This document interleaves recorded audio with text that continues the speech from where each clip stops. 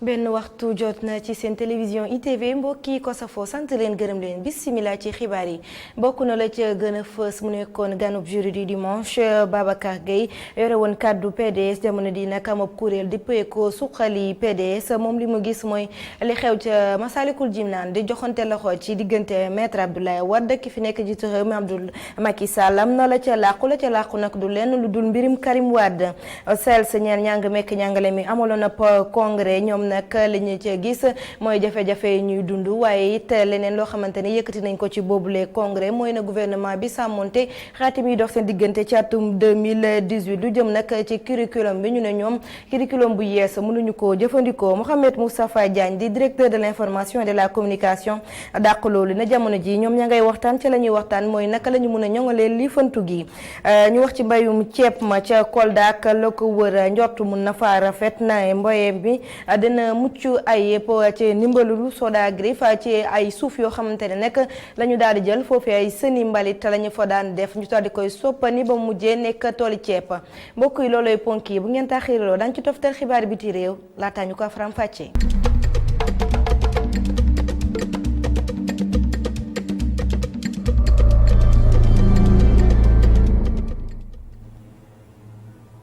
asalaamaaleykum mbokki xibaar yi ak tiis la ñu koy daal di doore Alkali Cissé daal dina génn àdduna foofee ca Arabie Saoudite ca kaso ba ñu ko tëjoon moom nag nekkoon ak homme d'affaires li ñu ko doon tuumaal mooy wàllum nger ak njuuj njaaj ñu ngi ko tegoon loxo nag ca Maroc laataa ñu koy yóbbu Arabie Saoudite Alkali Cissé moom nag dafa feebaroon feebaru yàgg ko tëral sàkkoon na ndimbal sax ci nguurub Sénégal ci jamono ngir ñu daal di koy dimbali jamono ji nag ñu génn ñooy njabootam ñoom dañoo bëgg nguur gi dimbali leen ngir ñu mën a jot ci néewam ñu wax ci leneen jury du dimanche tey jile doon dalal Babacar Gueye yore woon kàddu PDS jamono ji nekk bokk ci ab kuréel ñu dippee ko suqali PDS ñoom la mu gis wala sax moom la mu gis ci joxante loxo gaamoon ci diggante maître Abdoulaye Wade ak kii di Macky Sall njiiti réew mi mooy am na la ca làqu nag mooy mbirum Karim Wade waaye ma ngay dëggal boppam ba tey ci biir parti bi di PDS ne kenn mënu ko faa génne Cheikh Hassana Fall. mbul kese wala lenn loo xam ne bëri na stratégie bu ci war a laqatu loolu de Babacar Gueye gis na ne mën nañ ko jàngat ci jox loxo bu amoon ci diggante président Macky Sall ak président bi fi woon di Abdoulaye Wade suñ sukkandikoo ci ay kàddoom ba tey moom gis nañ ne jëf joojee am na yu bëri lu ci war a mën a làkkatu. Parce que je considère que derrière cette poignée de main man dama gis ni ginnaaw joxante loxo boobu ak ginnaaw gungante woo boobu ba ci kër Abdoulaye Wade bi ko Macky Sall def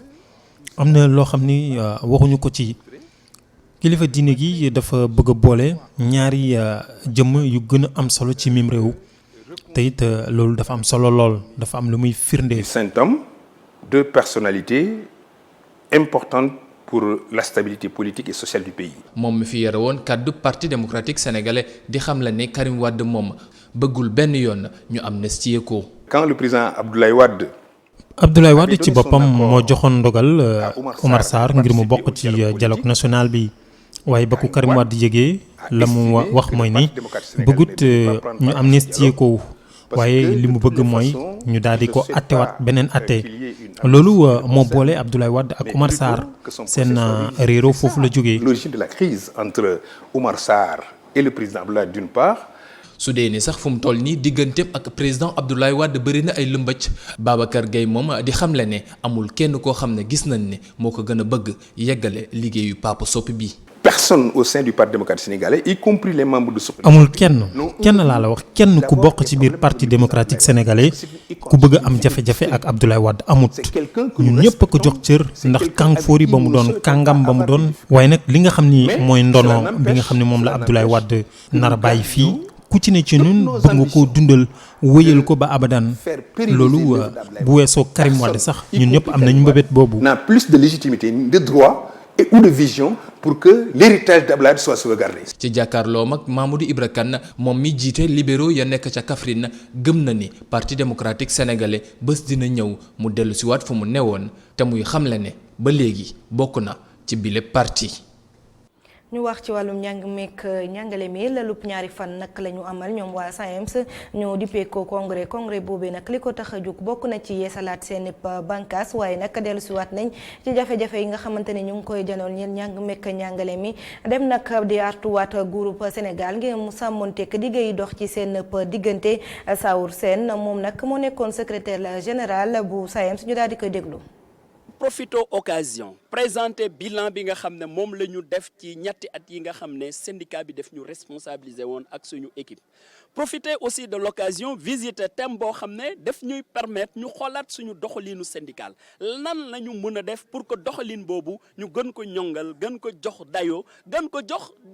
ay aspects yoo xam ne dina mën a permettre li nga xam ne jàngalekat yi dañ koy xaar ci ñun ñu mën ko atteindre mais aussi congrès ku ko dégg aussi day profiter occasion renouveler instance de base yi renouveler woon nañ tous les départements renouveler tey dinañ renouveler les sections régionales mais bureau national bi aussi dinañ ko renouveler. rëccu d'abord le fait que monitoring bi yeex parce que li tax ñu ne dafa yeex bu ñuy signer protocole d'accord bi dañ wax ni il faudrait que chaque ñetti weer ñu tase ak gouvernement au Sénégal mais bu ñu duggee année électorale bi kenn amutul jotu situation éducation nationale même si dans les règles on parle de continuité de l'État mais en réalité élection bu ñëwee amutul continuité de l'État loolu moo tax ñu toog année boobu ma fàttali Sénégalais yi boo gisee année boobu nekk année bu tekkaaral c'est pas parce que le gouvernement dafa respecté lu mu waxoon mais parce que tout simplement dañ jàpp ni ñun ay patriotes sénégalais lañ te comme gis nañ ne Sénégal yegg si na ci présidentielle élection tànn njiitu réew ñu ne il faut ñun ñu banque suñu yoxo bàyyi.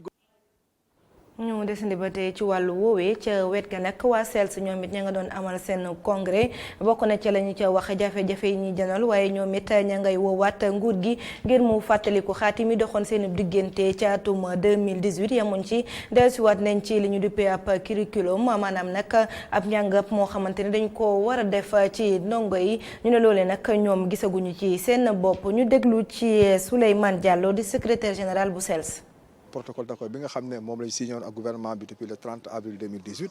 li ñu seetlu li ñu gis daal mooy que ne li si jot a yëngatu daal wala li si jot a bougé wala li si jot a appliqué daal bëriwul néew na lool ba tey am na ay jafe-jafe yu bëri yoo xam ne jàngalekat yi moom la ñuy jànkonteel mooy si wàllu lenteur administrative si wàllu également habitat social bi si wàllu également jàngalekat yi nga xam ne ñoo nekk si cadre tout petit nekk ay animateurs polyvalents si seen wàllu recrutement ak formation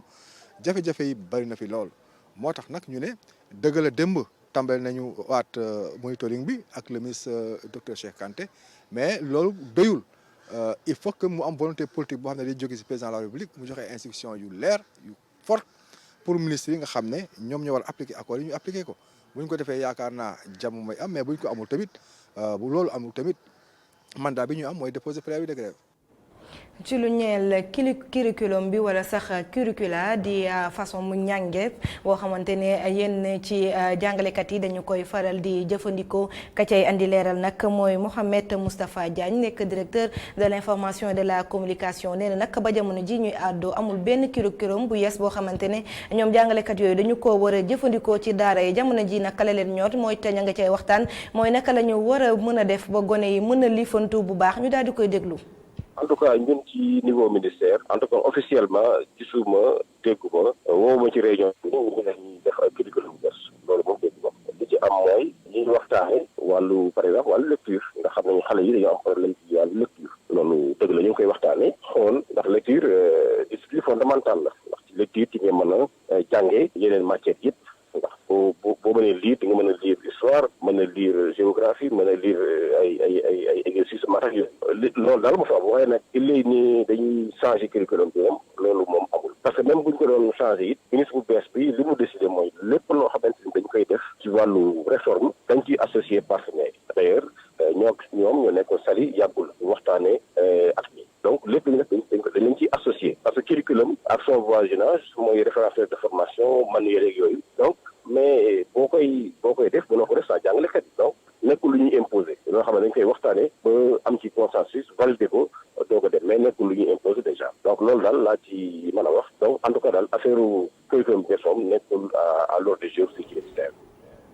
ñu wutali ca Kolda nu ko junjee nag ca ndorteelu xibaar yi bokk na ci yenn gox yoo xamante ne fu mu toll nii mbayum ceeb ma nga fay dox bu baax neem sax coppite jaww ji am na ci yenn fànn yu mu fa laal ñoom nag la ñu def mooy ay gox yoo xamante ne dañu ko defoon ay sëni manit lañu daal di jël daal di koy jag-jagalaat yeesal ko jiw fa ceeb ba mujj gi nag mu daal di sax njort nag mën a rafet ne mbayeef mi dina mucc ayib ñu dem ba foofu fekk fa suñu ndaw Seydou Diatta. ay at ca gannaaw bërëb bi yaatu ni nekk ci peegu commune bu diwaanu Kolda tuurukaay mbalit la woon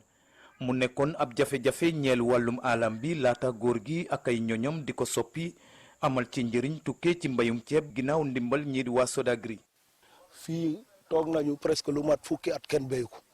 donc gars yi dañ doon indi lépp lu ñu am salte ñu ñëw ñu sànni léegi nag waa Sodagri bi ñu ñëwee gis faro yi ñu ne dañ ñuy jàppale pour ñu béy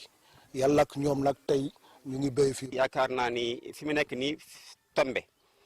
dafa am loo xam dañ koy dund ci àdduna bi yëpp muy changement climatique maanaam jaww ji ni mu bindoo. devant situation yi mel noonu nag dañuy wax souvent que dafa am ñaari stratégie soit une stratégie d'atténuation et une stratégie d'adaptation. fii ñu nekk nii tembe ci Sénégal stratégie d'adaptation la ñuy exemple de riziculture périurbaine qui a permis de récupérer cette zone qui est une zone où l'eau stagne de manière régulière. daanaka fépp ci diwaanu Kolda mbayum ceeb nekk na jamono ji li nga xamante ne ñu bari ñoo ci soobu mbégte la ci waa Sodagri waaye it doléance yi gën naa yokku. jafe-jafe yi daal mooy li ñu nekk ci biir dëkk bi divagation des animaux mooy li ñuy wax béy ak xar yi ak mbaam xuux yi ak mbaam saret yi yooyu ñooñu xaw a sonal fii tuuti. komi ɓuri ñagade hen ay cangol amen no Sodagri waɗani no min mbaɗan ɗum aménagé ha moƴƴa ta minen kala dumbu ceeɗu min mbawa liggade. doléance moom ci lañ dëkk état bi nag mu ngi jéem di def kéemtulaay kattanam pour mën a jël doléance yi régler leen. léegi xam naa dinañ jéem encore pousser pour ñu mën a am motofauseuse ak benn décortiqueuse au moins ñu leen mënul jox sax rizerie bu ndaw. moom njiital Sodagri ak ay partenaire am fan yi la ñuy amal ab tukki nemmeeku baykat yi ci bët saalum réew mi wërngal képp lu ñu nemmeeku ci tool ya dalal na xel donte ñu ngi wéy di ñaan taw yi bañ a dog. ñu wutali ca bët gànnaaru réew ma foofee naka la fa nekk doy na waar loolu ndax askan wi dund doon na lu leen te jafe-jafe yu mag la ñuy jànnoon ci boobule gokk looloo tax nag ONG bi di action contre la faim xeex xiif képp moo ko tax a jug ci atum 2010 ba tey ànd ak gouvernement du Sénégal di def ay jéego ngir xeex loolee ci noonu nag ñu amaloon napp lël fii ci Mbour Géej lël ba nag la ca tukkee bokk na ne xeex bi maa ngay wéyandi waaye am na ci yenn gox yoo xamante ne ba tey daanaka saafara amagu fa lii di crise alimentaire ak nutritionnelle lu ñu nemmeeku la ci diwaanu Podor ak li ko wër waaye am na ay jéego yi nga xamante ne nguuru Sénégal def na ko ba tax na ci jamono ji xel mën na dal ndaxte mbir mi daal mel na ni deltu na gannaaw. L'État a fait un effort pour quand même stabiliser la situation nutritionnelle au Sénégal puisque depuis les années 2012 où le pays a fait face à une crise nutritionnelle et alimentaire, notamment dans ces régions nord, à savoir les régions de Matam, Tambacounda et une partie de la région de Saint-Louis, précisément le département de Podor. Il y a eu des actions qui ont été menées pour baisser considérablement la prévalence de la malnutrition. naam jéego yooyee am na waaye ba tey jii am na ay zones yi nga xamante ne xiif bi am na fa doole bu baax. Les zones les plus vulnérables restent les régions nord du Sénégal, à savoir la région de Matam, la région de Saint-Louis, particulièrement dans le département de Podor. Il y a aussi la région de Tambacounda. ci réewum Burkina Faso action contre la faim def na ay liggéey yi nga xamante ne bii tax na ba lii di xiif gi dellu gannaaw. La situation de la malnutrition au Burkina Faso dans ces 3 dernières années est assez stable. Donc nous avons des taux de malnutrition aigus global autour de 8% depuis 2016. Et dans les zones où Action contre la faim intervient, notamment dans la région de l'Est du Burkina, nous avons intensifié les activités sur la prévention de la malnutrition, notamment la promotion de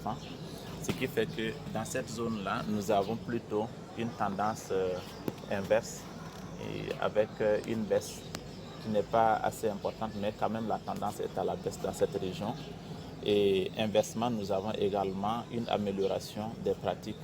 pour l'alimentation du nourrisson et du jeune enfant dans la région de l'Est. def ay jéego nag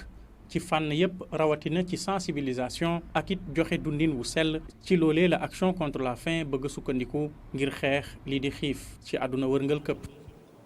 dellu siwaat ba tey ci lu ñeel mbirum 94 milliards yi nga xamante ne boobu ba tey ñu nga cay àddu moom Babacar Gueye nag li mu gis mooy procureur mun naa sukkandiku ci rapport bi nga xamante ne commission parlementaire ba nekk ci assemblée nationale génn na ko ngir ubb li ñu dippee ab information judiciaire yooyu kàddu mu ngi ko doon yëkkati gannaaw ba ko Mamadou Ibra Kane doon dalal ci jury du dimanche mi daal di koy déglu. L'Assemblée nationale doit se réunir.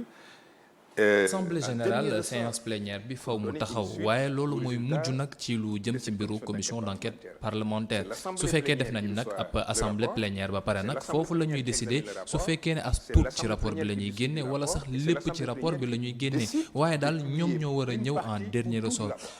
Donc c'est un passage obligé. dafa am lenn loo xam ne tamit faw ñu xam ko lu jëm ci mbiru justice ak mbiru assemblée yenn saa yi ñu xaw a laale tuuti nag waaye dañu war a xam ne dañoo xaw a wuute ndax gis nga justice su xasee tàmbali lenn ba tàmbali lu mel ne information judiciaire assemblée mënatu ci lu bëri waaye fi mu toll nii procureur amul dara loo xam ne mën na koo tere lépp loo xam ne génnee na ci rapport bi su fekkee am na information yoo xam ne doy na ko mu soxla ko mën na ubbee enquête ci mbir moomee. Assez dirimant qui puisse quand même inciter le parquet à ouvrir une information en bonne et due forme. Babacar Gueye bokk ci kuréel suqali PDS yoroon it kaddu PDS ci ay jamono Cheikh Hassana Fall moo ñu doon tekki lay kàddoom ñu wutali ca Rufisque ca bërëb bu waa CCBM nekk foofee nag ña nga doon jébbal caabi camion bi ñu dippee Sino Truck camion boobee nag foofee la ñu ko daal di dajaloo ba mu nekk ab woto ci noonu nag jébbal caabi yi jur mbégte ca njiital CCBM di Serigne Bopp waaye it képp koo xamante ne yaa ngi yëngatu bu baax ci wàllum dem géek dikk gi teewul nag dellu si waat nañ ci seen jafe-jafe di sàkku ndimbal bu baax ci nguurub Sénégal reportage Omar Kane. mu ngi nii rëy lool am doole te neex a toog camion Sinotrac Awo A7 bu ñu dajalee fii ci usine montage bu CCBM. moteur bi 420 horsepower c'est-à-dire 420 lay doon bu moteur bi day am doole ndaxte li mu war a xëcc du lu tuuti du ay 20 tonnes du ay 30 tonnes mais 60 tonnes la war a doon loolu da nga koy xool ci mbirum pesage bi. beneen bi mooy tracteurs yi dañoo war a jóge Sénégal dem Côte d'Ivoire dem ba Burkina war a jëli yóbbu marchandise war a andi marchandise kon su boobaa il faut que ñu am ay réservoir yu mag le matos boobu ñu ne léegi dañuy andi ñaari réservoir benn bu 500 litres ak beneen bu 500 litres bu koy complété muy 1000 litres loolu yëpp pour andi camion mu nga xam ne mooy adapté pour transporter Sénégal mun a nekk à l'aise benn ci territoire sénégalais bi ñaar pour mun a yóbbu ba Côte d'Ivoire yóbbu ba Burkina pour mun a def seen transport. PDG bi nag moom bëggul yam ci dajale. Serigne Mboup li mu bëgg mooy defar ay camion fii ci réew mi. usine bi mën na monter Jakarta ba camion bi gën a mag ndax montage la rek technologie lay laaj ak un peu de machine mais fi ñu bëgg a dem mooy fabrication directe pour produire ko mais loolu nag mënoo ko def tant que amoo commande bu mag a mag a mag ay commandes yu mag loolu nag moo tax ñu dajale opérateur économique yi pour mën a def ak ñoom un plan parce que marque bi ñu àndal mooy Sinotrac ñëpp xam nañ ko. ñëwoon na fi mais dafa àndoon nag ay étranger pour changer mais ñëpp war nañoo xam ne lu étranger man suñu réew ñun ñoo ko dàq. ñi yëngu ci wàllum transport ñoom gis ni nguuru Sénégal war na dooleel bu baax privé national bi ngir ñu mën a am ay camions yu bees. dañuy ñaan état bi nag mu doxal loxoom dugal loxoom ci biir secteur privé dugal loxoom ci biir secteur informel ndaxte terreau la bu fertile boo xam ni loo ci jëmbat dana sox ay yeneen champion ngi fi mu dimbale leen jox leen importance bi war pour que Sénégal mën a am une croissance à 2 chiffres tirée par des leviers Sénégal. ndaje bi ñu doon amal ngir joxe caabi camion bu ñu njëkk dajale fii ci Sénégal ñu doon ko amal foofu ci groupe CCBM ab camion Sinotrac Awo A7 bu ñu dajale fii ci réew mi te entreprise doomu réew mi moom ko loolu di firnde ni Made in Sénégal baa ngi dox.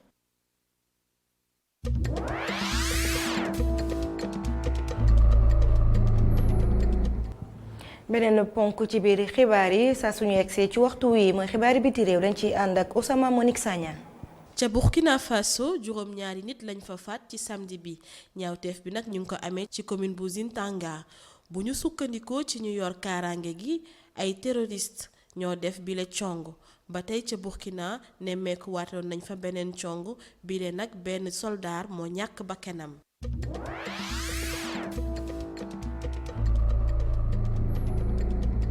Robert Mugabe mi fi nekkoon njiitu réew bu Zimbabwe denc nañu ko ci samedi bi ca dëkku cosaanam bi di Kutama bu ñu sukkandikoo ci AFP jabaram bi di Grace Mugabe ak yenn ci njabootam ñoo teewe woon rob bi lii nag ginnaaw ay xëccoo yu ñu nemmeeku woon ci diggante nguur gi ak njabootu Robert Mugabe ngir tànn fi ñuy denc ki fi nekkoon président.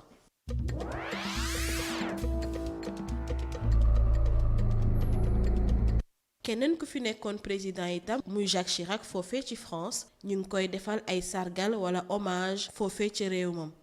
tey ci dimanche bi sax néewam bi dinañ ko teg ci buntu cathédrale Saint-Louis des Invalides ba tey ci yooye hommage yu ñu ko jagleel waral sax Élysée ibbi buntam depuis jeudi ngir français yi mën a ñëw bàyyi ay kàddu ci livre d'or bi ñu ko jagleel moom Jacques Chirac.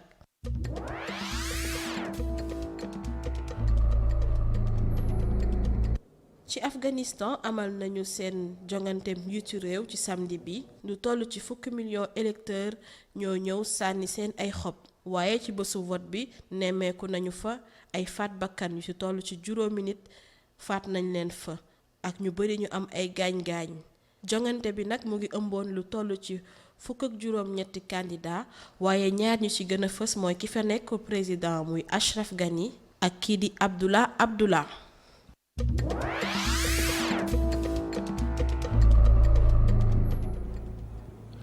jaajëfal la bu baax Osama Monique Sagna mbokki xibaaru njolloor si fii lay daal di buure ñaanal leen kenn dalub jàmm te di ko sàkku ci yéen jërë ngeen jëf wasalaam.